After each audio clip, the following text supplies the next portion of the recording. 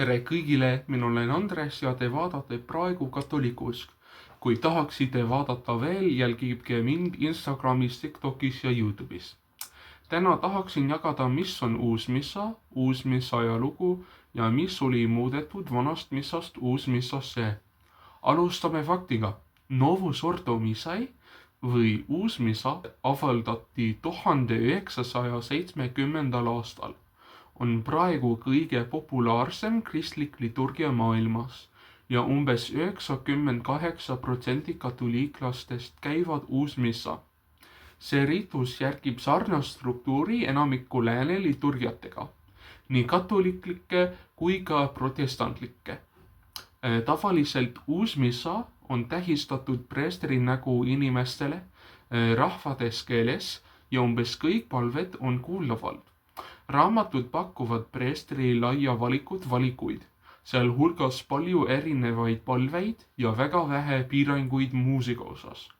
Lisaks on kõrvalekalded rubrikides tavalised ja talutavad. Isegi rubrikide järgmisel võib esineda suuri erinevusi, näiteks Kristust kuningas hommikumisa puhul A-aastal eeldusel, et see peetakse rubrikide järgi ladina keeles ja ilma muusikata on preestri valida 864 võimaliku kombinatsiooni vahel. See näitab, kuidas iga missat saab kohandada vastavalt preestri ja koguduse uskmustele, kuna mõned katoliklike ideid väljendavad palved saab täielikult välja jätta asendada oikumeenilisemate palvetega. Kuna me teame, mis uusmissa on, alustame nüüd ajalooga. Uusmissa ajalugu alustab Teine Vatikani kirikukoguga ja dokumendiga Sacrosanctum Concilium, et oli enamasti traditsiooniline ja ainult tahtis vähed reformid. Tegelikult liturgilised muudatused toimusid aga pärast kirikukogu eraldi teadlaste rühma poolt, mida tuntakse konsiiliumi nime all. See rühm kirjutas ümber kõik sakramendid ja paljud õnnistused. Seetõttu lasub ebaselgete või segaste riituse puhul viga pigem autoritel kui lugejal. Aga kuidas need riitused olid kavandatud? Neid inspireeris peamiselt katse naasta varakristlike liturgiliste tavade juurde, mis olid aga populaarsust kaotanud. Selle lähenemisviisi oli aga juba hukka mõistnud paavst Pius XII, kes kirjutas, varajase ajastu liturgia väärib kindlasti igasugust austust, kuid iidset tava ei tohiks pidada sobivamaks ja õigemaks ei omaette ega ka hilisemate aegade ja uute olukordade jaoks. Omase tähtsuse tõttu ainuüksi seetõttu, et see kannab endas antiika ja maitset ja aroomi.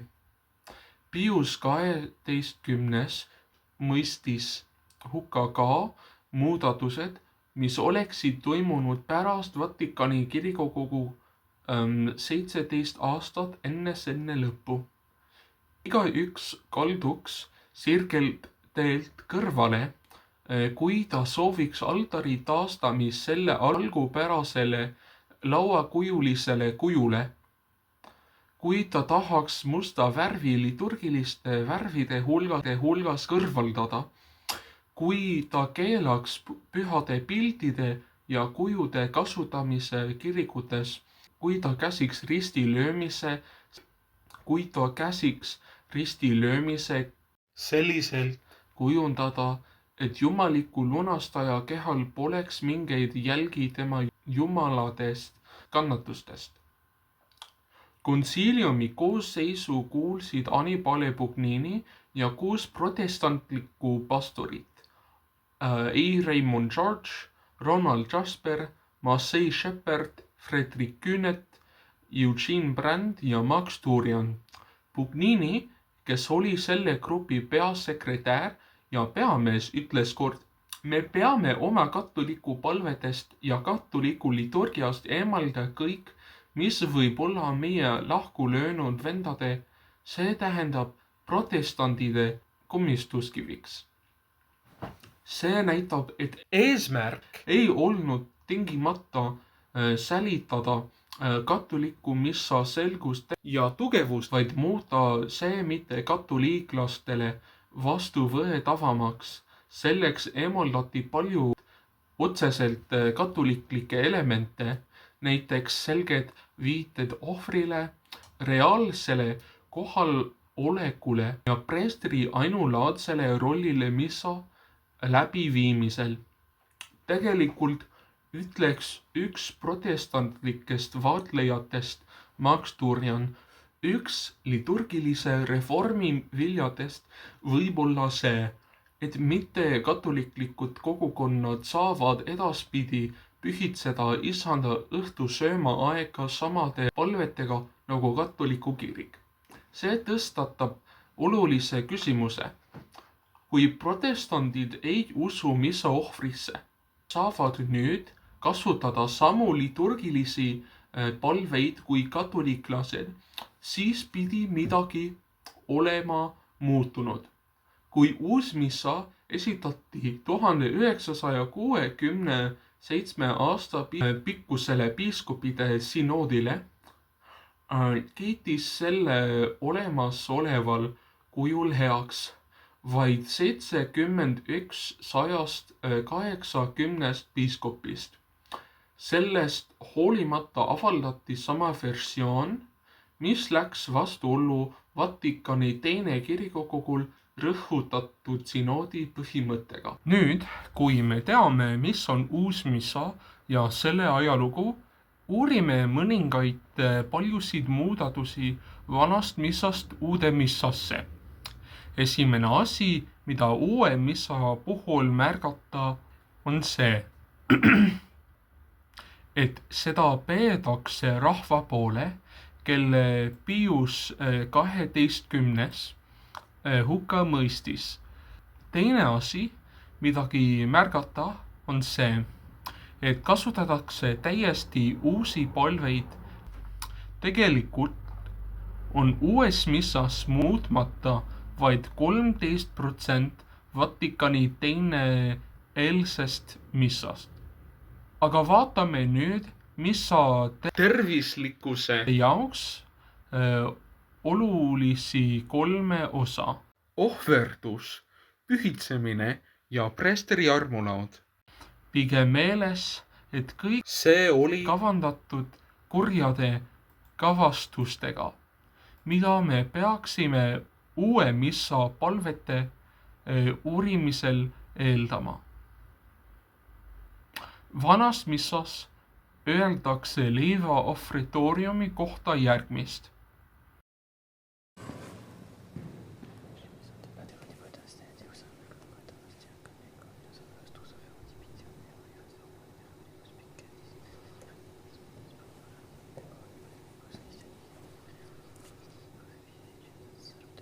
Uus missa ütleb: Tu es béni, Seigneur Dieu de l'univers, nous avons reçu de ta bonté le pain que nous te présentons, fruit de la terre et du travail des hommes, il deviendra pour nous le pain de la vie. Uus missa eemaldab sellest ühest palvest mitu katoliklikku ideed. Esiteks muuteks leiva ohvri nime mina asemel meie, mis kaotab preestri ja rahvusvahelise erituse. Teine asi, mida muudetakse, on see, miks leib eraldi pannakse. Vana missa ütleb, et see on preestri ja kõigi elavate ja surnate kristlaste pattude, üleastumiste ja tegemata jätmiste eest. Ning et missa aitab kaasa nende päästmisele, samuti näitab see katoliklikku ideed kiriku ja puhastustule ühtsusest, palvetades surnute eest. Järgmisena uurime veiniohvrit. Vanamissa ütleb: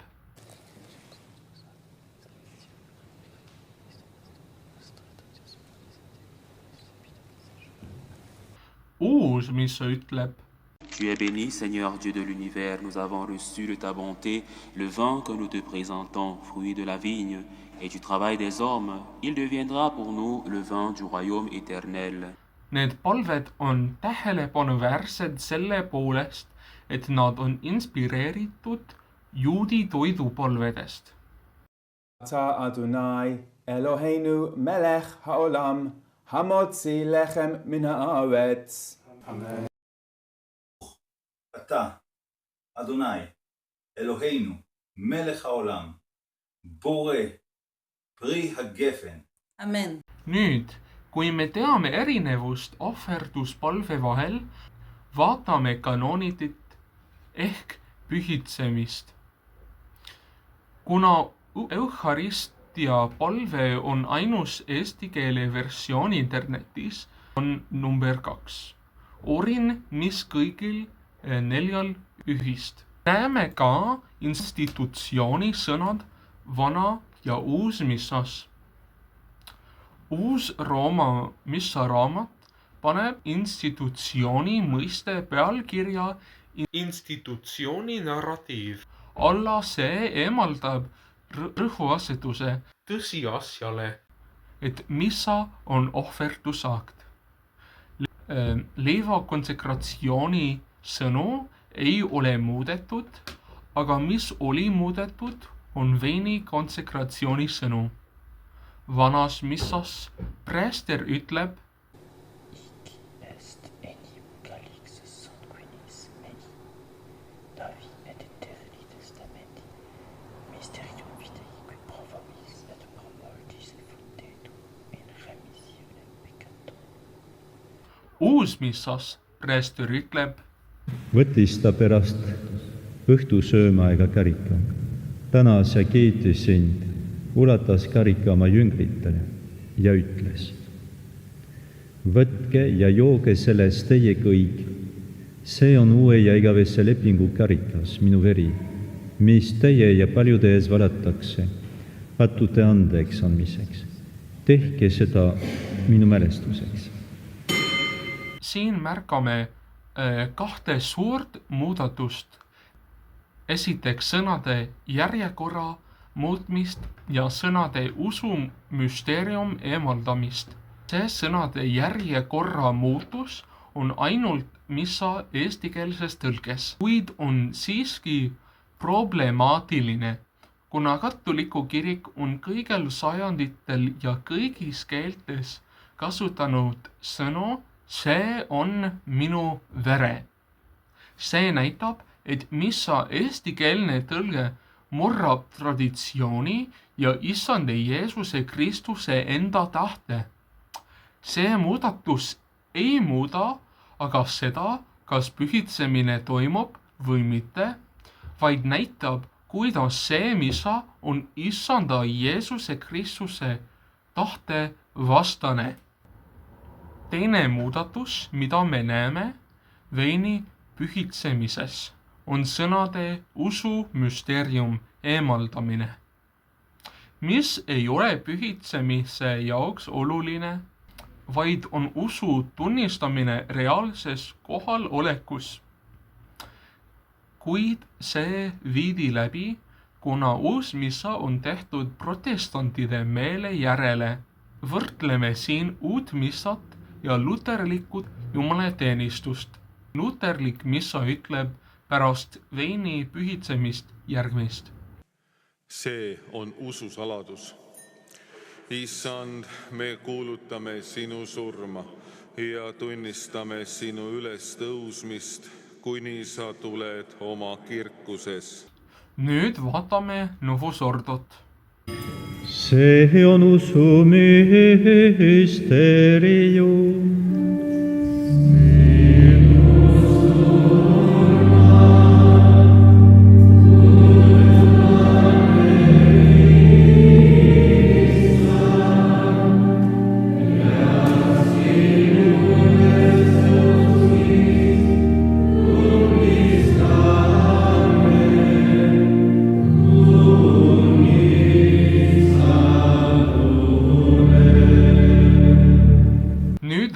kuulame kolmandat osa, mis on missa tervislikkuse jaoks vajalik, preestri armulauda. Vanas missas toimub niimoodi. Domini nobis Deus. Domini nobis Deus.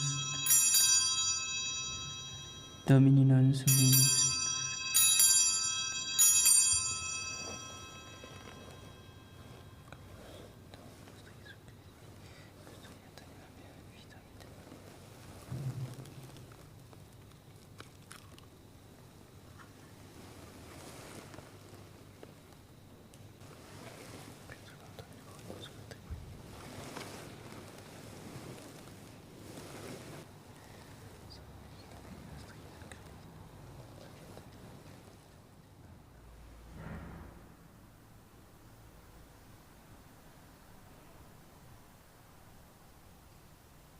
Confiteur de omnipotenti, Beate Mariae Semper Virgini, Beatum Celi Arcangelo, Beatione Baptiste, Sanctis Apostolis Petro et Paulo, Omnibus Sanctis et Tibi Pater, quia peccavinimis cogitatione verbo et opere, mea culpa, mea xema culpa.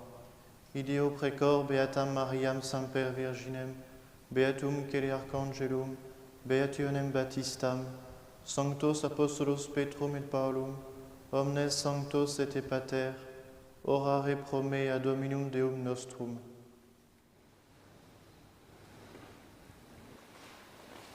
Misericors est omnipotens Deus, et dimittis peccatis vestris perdocabus et vitam aeternam. Indulgentia, absolutionem, remissionem peccatorum vestrorum, privat vobis omnipotens et misericordias Dominus.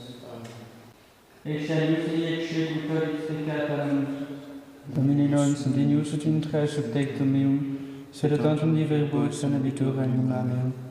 Domini nobis Deus ut in tre subtectum meum, sed tantum di verbo et sanabitur anima mea. Domini nobis Deus ut in tre subtectum meum, sed tantum di verbo et sanabitur anima mea. Corpus Domini nostri Jesu Christi, custodiate. Vaatame uut missat. Vaata, see on Jumalatal, kes maailmapäätud ära kannab. Õndsad on need, kes on kutsutud talle söömaajale.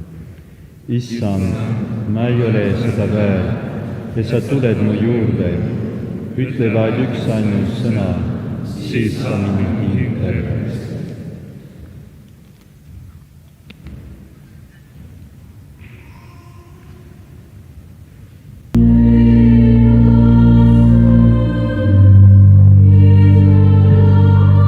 Näeme, et selles uues riituses on preestri ja rahva vaheline piir hägustunud ega näita selgelt katoliku doktriini. Tean omast kogemusest, et enne vanal missal käima hakkamist ei teadnud ma kunagi, et preestri armulaud on ohvritoiming. Aga miks see kõik üldse oluline on? Miks ma üritan näidata, mis uuel missal viga on? Minu vastus sellele on Jumala au. Vana missa väljendab selgelt ideid, mida Jumal on ilmutanud ja kuna see on olnud lääne missa nii palju sajandeid, siis teame, et see on tema aktiivne tahe. Uue missa lõid aga mingid Rooma ametibürokraadid, kes üritasid teha, mida eelmine paavst hukka mõistis. Ja see missa on pannud paljusid Jumala tõesse mitte uskuma ja seepärast ma selle video tegingi. Kui olete siiani jõudnud, siis palun meeldige ja jälgige mind. Aitäh vaatamast ja Jumala õnnistaga!